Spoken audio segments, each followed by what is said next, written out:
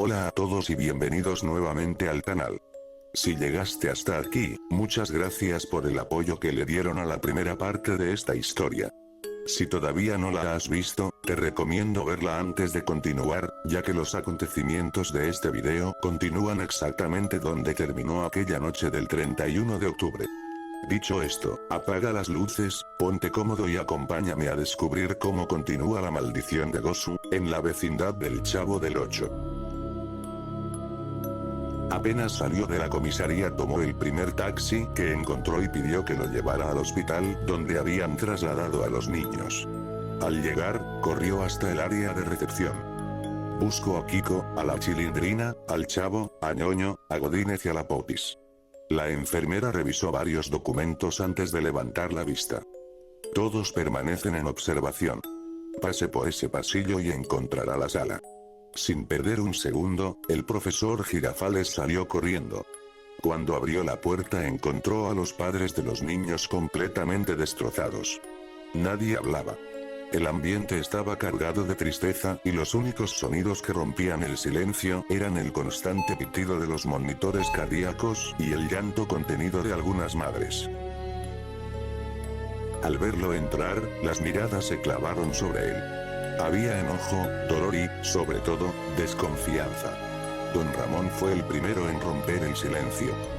¿Qué hace aquí, profesor?, preguntó con la voz quebrada don Ramón. El profesor Girafales bajó la cabeza y respondió con sinceridad. No vine a justificarme, vine porque necesito que me crean. Yo tampoco entiendo lo que ocurrió. Entonces respiró profundamente y les contó exactamente lo mismo que había declarado ante la policía. Les explicó que, al comenzar a leer aquella historia, sintió como si el tiempo hubiera desaparecido. No recordaba haber terminado de leer. Solo recordaba un simple parpadeo. Cuando recuperé el sentido, ustedes ya saben cómo encontré el salón, nadie respondió. Los padres desviaron la mirada incapaz de escucharlo. Otros seguían convencidos de que ocultaba algo. Unos días después, el profesor Girafales permanecía encerrado en su casa. Desde la tragedia apenas podía dormir y el silencio se había convertido en su peor compañía. Aquella tarde, 3 fuertes golpes sacudieron la puerta principal de su casa. Al acercarse con cautela y mirar por la pequeña rejilla, descubrió al señor Barriga de pie bajo el marco. Su ropa estaba manchada de sangre seca, su respiración era pesada y sus ojos, completamente enrojecidos, parecían los de alguien que había perdido toda cordura. Con una voz grave y casi irreconocible, le pidió que abriera la puerta para hablar. El profesor, nervioso, intentó mantener la calma y le respondió que podían conversar desde ahí mismo, sin abrir. Durante unos segundos reinó un silencio absoluto. Después, el rostro del señor Barriga cambió por completo. Apretó los dientes, levantó lentamente la cabeza y, con un grito que hizo temblar toda la casa, le ordenó que abriera inmediatamente. Antes de que el profesor pudiera reaccionar, un estruendo ensordecedor rompió el silencio. El rugido de una motosierra comenzó a escucharse al otro lado de la puerta y la hoja metálica atravesó la madera, levantando astillas por toda la sala. El profesor retrocedió aterrado mientras observaba cómo la puerta era despedazada poco a poco. En cuestión de segundos terminó partida en 2 y el señor Barriga entró lentamente, dejando caer la motosierra al suelo. En una de sus manos sostenía un enorme cuchillo de cocina y en su rostro se dibujaba una expresión de odio imposible de describir. Sin darle oportunidad de hablar, se lanzó sobre él gritando que era un asesino y que había matado a su hijo. Ambos comenzaron a forcejear violentamente por toda la habitación hasta que, en medio del caos, el cuchillo alcanzó a herir profundamente la pierna del profesor. Aprovechando un descuido, el profesor Girafales logró empujarlo y salió corriendo de la casa mientras la sangre comenzaba a escurrir por su pantalón. Las calles se encontraban completamente vacías. No había vecinos, ni automóviles, ni un solo ruido que no fuera el eco de sus propios pasos. Cojeando por la herida, corría con todas las fuerzas que le quedaban, pero detrás de él el señor Barriga lo perseguía con una velocidad imposible. Fue entonces cuando el profesor, al mirar por encima del hombro, sintió que el corazón dejaba de latir por un instante. Detrás del señor Barriga avanzaba una gigantesca figura con cabeza de vaca. Sus enormes cuernos parecían perderse entre la oscuridad y de su hocico escapaba un aliento caliente que sonaba como el resoplido de un toro enfurecido. Sus ojos brillaban con un intenso color rojo y daba la impresión de que no caminaba, sino que flotaba a pocos centímetros del suelo. Cada movimiento del señor Barriga parecía ser guiado por aquella presencia monstruosa. En ese instante el profesor comprendió que no estaba huyendo de un hombre consumido por la ira, sino de algo mucho más maligno. El miedo terminó por vencerlo, sus piernas dejaron de responderle y, mientras todo a su alrededor se oscurecía, la aterradora figura levantó lentamente la cabeza y fijó su mirada sobre él antes de que el mundo desapareciera por completo. En la vecindad, los días habían dejado de sentirse normales. Desde hacía 2 semanas, el ambiente se había vuelto extraño, pesado, casi irreal. Doña Florinda y don Ramón habían asumido la responsabilidad de cuidar a los niños, quienes permanecían en un estado preocupante desde aquel incidente en la escuela. La Chilindrina, Kiko, la Popis y el Chavo se mantenían dentro de la casa de doña Florinda, sin mostrar mejoría alguna, como si sus cuerpos siguieran funcionando, pero sus mentes se hubieran quedado atrapadas en algún lugar lejano. Mientras doña Florinda preparaba el almuerzo en silencio, don Ramón caminaba de un lado a otro con evidente inquietud. Finalmente, rompiendo el silencio, le hizo una pregunta que llevaba días evitando. Doña Florinda, ¿usted ha sabido algo del profesor Girafales? La mujer detuvo sus movimientos por un instante, como si la pregunta hubiera pesado más de lo normal. Luego negó lentamente con la cabeza. No, don Ramón, no he sabido nada. He intentado llamarlo a su casa, pero no contesta. Es muy extraño que no dé señales. El ambiente volvió a caer en silencio, uno incómodo, tenso, como si la propia vecindad estuviera escuchando la conversación. Fue entonces cuando se escucharon golpes desesperados en la puerta en casa de doña Florinda. No era un toque común, sino uno urgente, repetitivo, casi desesperado. Don Ramón y doña Florinda se miraron de inmediato, tensos. Nadie estaba esperando visitas. Don Ramón se acercó con cautela, respirando despacio, y miró por la rendija. Su expresión cambió al instante. Del desconcierto pasó al miedo. Es el profesor Girafales. Susurró, está herido. Doña Florinda reaccionó de inmediato. Ábrale, don Ramón, ábrale rápido. Sin perder tiempo, don Ramón abrió la puerta. El profesor Girafales apenas logró entrar antes de desplomarse en el suelo, respirando con dificultad, con marcas evidentes de haber huido o peleado. Antes de que pudieran ayudarlo a levantarse, su voz salió débil pero urgente. Cierren la puerta. Ciérrenla. Don Ramón reaccionó de inmediato y cerró de golpe.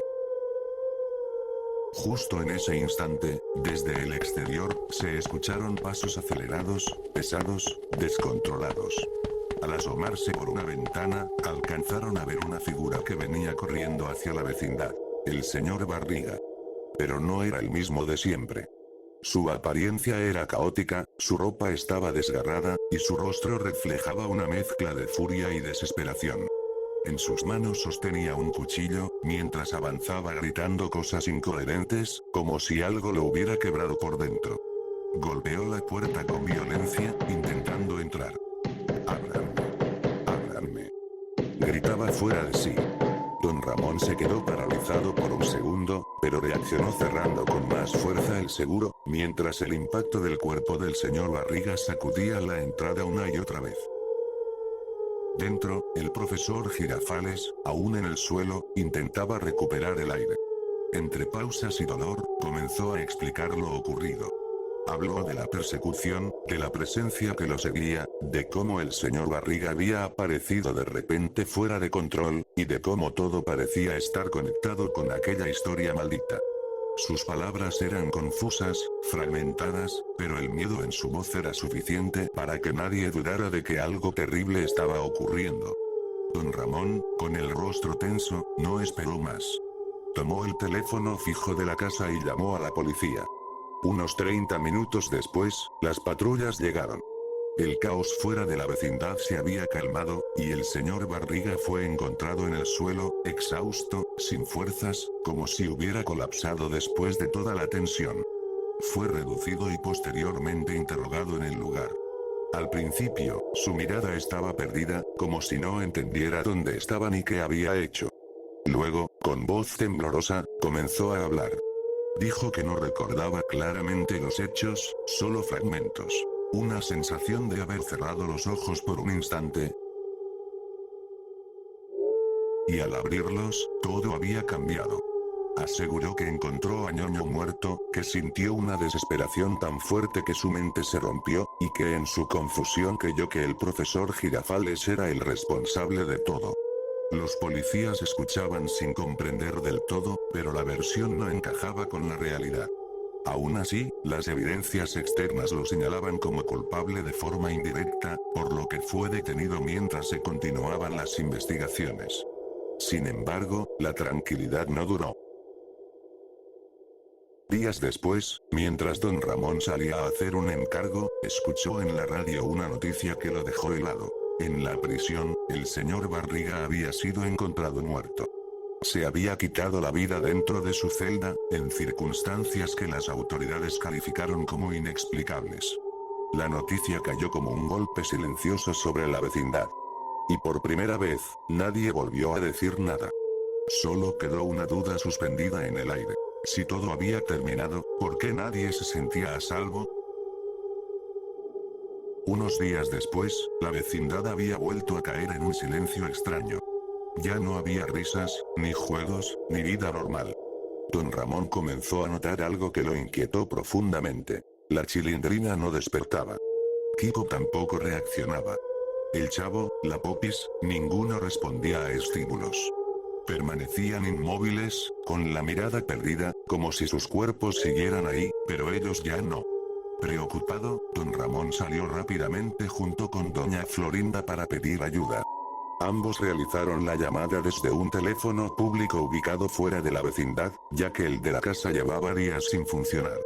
Minutos después, una ambulancia llegó al lugar para ver a los niños, mientras don Ramón y doña Florinda se quedaban afuera hablando con un doctor. Sin embargo, antes de que intentaran entrar a la casa para ver los niños mientras eran atendidos, uno de los doctores los detuvo con expresión seria. «Hay algo que ustedes no están preparados para ver», dijo el médico con voz baja. Doña Florinda, nerviosa, preguntó qué estaba ocurriendo. El doctor los miró unos segundos antes de responder. Los niños no habían mejorado en ningún momento. Porque parecía que no comían, no bebían agua, y rechazaban cualquier intento de ayuda por parte de los medicamentos. En las noches, según por testimonios que nos contó usted don Ramón, murmuraban cosas incomprensibles, como si hablaran con algo que nadie más podía ver. Don Ramón incluso confesó que en varias ocasiones despertaba en la madrugada sobresaltado, encontrándolos de pie a su lado, mirándolo fijamente sin expresión, con una sonrisa leve e inexplicable. El doctor respiró profundamente antes de dar la noticia final. Los niños estaban muertos. Las palabras cayeron como un golpe seco. Explicó que sus cuerpos presentaban condiciones imposibles de entender.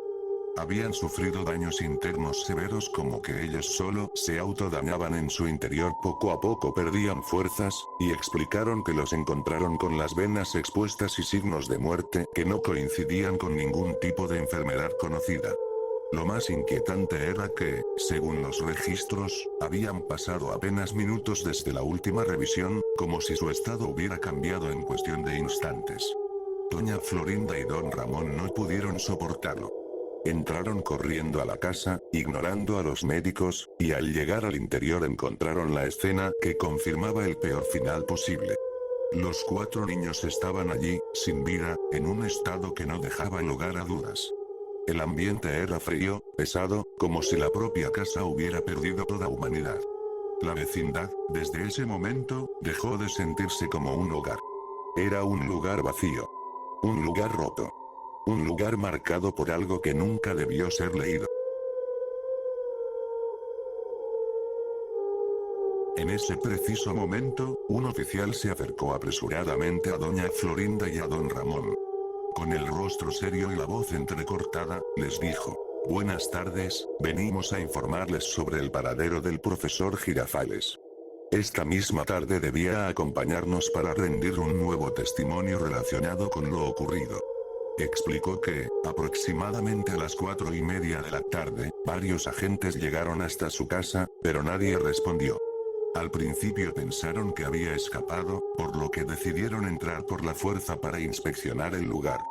2 oficiales registraron cada habitación sin encontrar rastro alguno de él. Cuando estaban a punto de retirarse, uno de los agentes notó algo extraño en el patio trasero. Al acercarse, el silencio se apoderó de todos. Colgando de un árbol, sin señales de vida, estaba el profesor Girafales. Ninguno de los presentes pudo pronunciar una sola palabra. Sin embargo, antes de quitarse la vida, había dejado una carta cuidadosamente apoyada sobre una piedra, justo debajo de donde colgaba su cuerpo. El oficial respiró profundamente, abrió la carta con manos temblorosas y comenzó a leerla. En ella escribió: «Discúlpenme. No puedo seguir. Ellos no me dejan dormir. Los escucho en mis sueños. Me miran. Me culpan. Yo solo leí la historia, pero siento que algo más la leyó conmigo. Les arrebaté su tranquilidad, les arrebaté su infancia a los niños y las voces en mi cabeza culpándome no me dejan dormir, les arrebaté unas de sus festividades favoritas del año, y ahora ellos me acompañan donde vaya. No puedo seguir viviendo con esto». El silencio se volvió absoluto en la vecindad. Doña Florinda cayó de rodillas. Don Ramón no pudo articular palabra. Pero la historia aún no había terminado. Entre las sombras, a lo lejos, había una figura caminando lentamente. Era el anciano.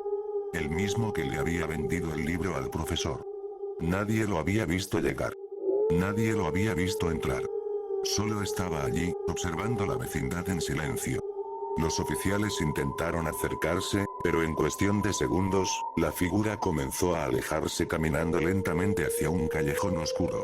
Su silueta se desvanecía entre la penumbra mientras avanzaba sin prisa, como si supiera que ya no había nada más que hacer. Antes de desaparecer por completo, se detuvo por un instante. Y sin voltear, murmuró con una voz baja, casi apagada: «Las historias no matan, solo despiertan lo que ya estaba esperando ser contado». Luego continuó caminando, hasta desaparecer en la oscuridad. Y en la vecindad, nadie volvió a ser el mismo.